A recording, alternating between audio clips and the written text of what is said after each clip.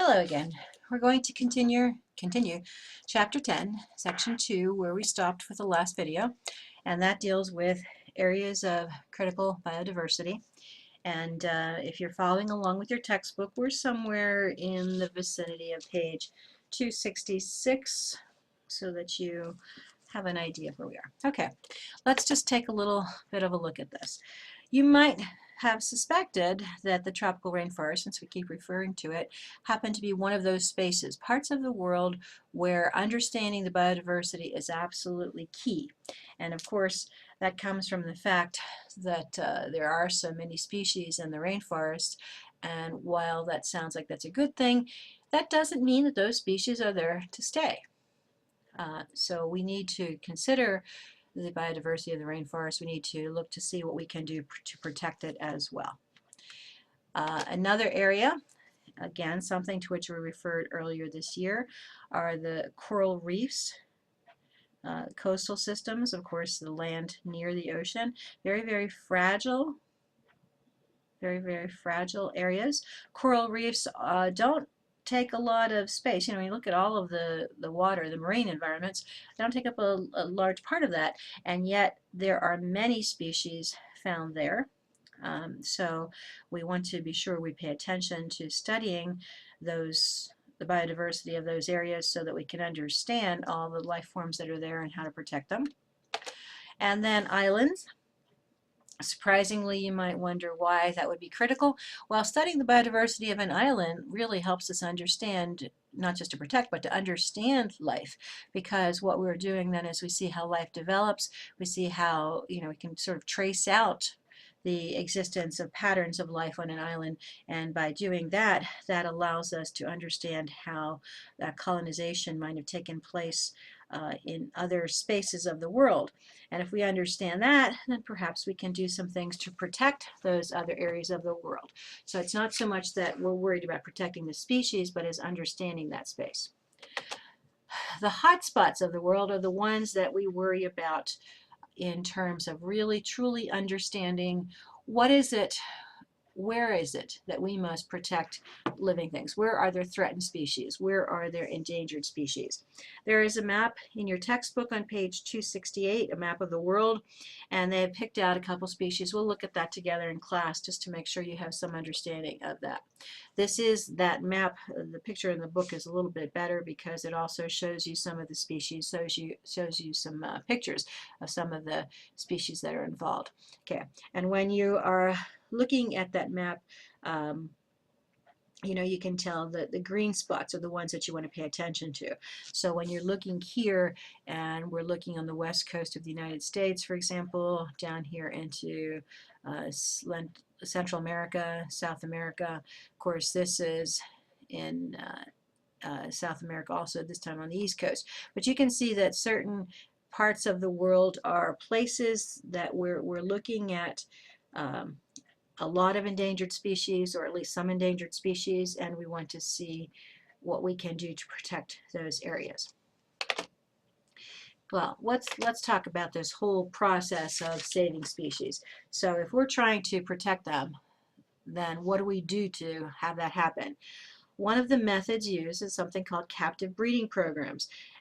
Captive breeding programs might be something that you call a zoo, or perhaps even like the Phipps Conservatory in Oakland, where you take a species and you grow that species, let that species live under controlled conditions.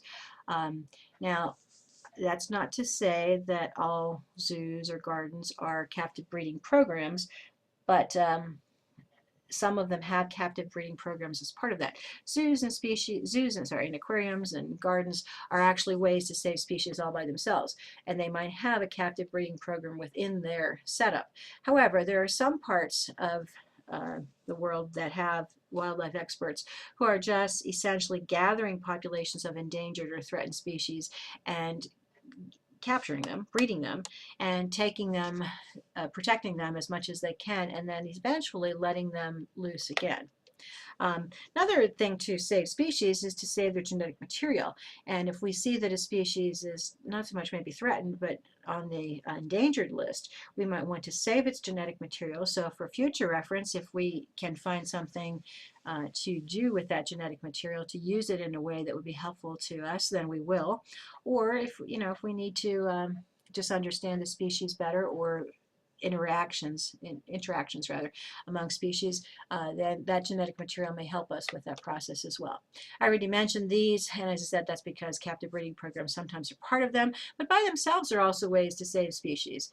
You probably know we pay a lot of attention to the pandas, not just because they're such cute little animals, but also because of the fact that we don't have pandas here in the United States. So it helps us understand that species, and at the same time here in the United States keeps the number of pandas growing. And you'll often see numbers not just from the Pittsburgh Zoo but from other zoos around the country of numbers of pandas that exist and things like that.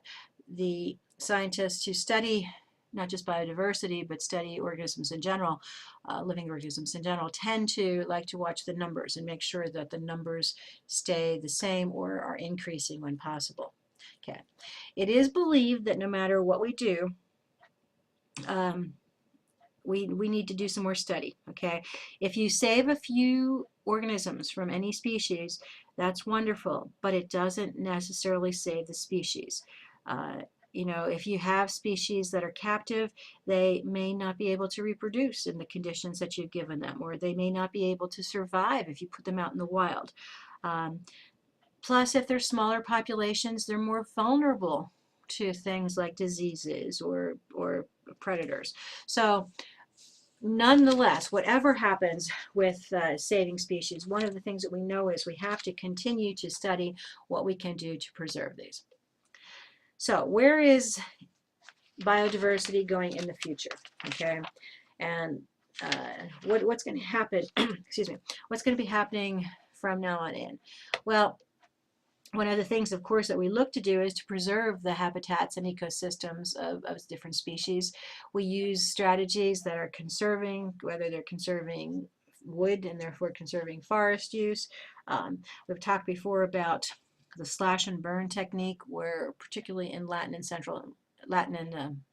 America, basically South and Central America, where in order to have human progress, we sometimes go in and we'll burn down a forest or chop down a forest. And deforestation certainly hurts the earth in terms of carbon levels and that, but it also has an effect on the species that are there.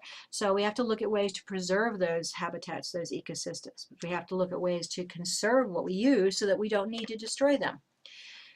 There are actually laws in the United States and across the world that look to protect species, because it is understood, not just by scientists in this country, by scientists around the world, that we need to do more than we're doing. We need to be sure that we are protecting all of the living things that we can for all of the reasons that were stated earlier, were stated in the other video. One of the laws that the United States has is called the Endangered Species Act. It was passed in 1973. It's been changed as it has been needed to be changed over time, but it's intended to protect plant and animal species that are in danger of extinction. Okay. The United States in 1973, as many countries, became aware of the fact that we just needed to take a look at this. And scientists, of course, did some lobbying and were able to get things like this to get into effect. But preserving the species in the United States isn't good if it's just the United States. So it's necessary that we look at plans and programs across countries. If the United States works to preserve geese, but Canada doesn't, well, then we're not going to get too far. So it is important that something is happening at the global level. And there are several groups that work on this. I'm going to give you an assignment to do with all this, but there are several groups that work with international cooperation so that species aren't just protected in one country, but that they're protected across the board. Okay. And at the same time, we have to recognize that we have certain needs. And while we say we want to preserve and look at organisms and protect them, we also have to understand that we have human needs as well, that needs for our own survival that we should meet. Not that we should exceed those needs, but that we should meet those needs as necessary with some moral sense being used, some sense of what's right or wrong to determine what should we be doing for us, what should we be doing for other life forms on this planet. Okay, this is what I would like you to do. I'm going to give you a whole list of alphabet letters here, sorry, alphabet letters here, and what I want you to do is to use your textbook and to come up with the actual names for each of these. You can probably go online and do this as well, and a little bit about each of these. So I will just make this list, and you can of course freeze the tape here and come back and look at this. WWF, I started to tell you what it was, but I want you to find out what it is.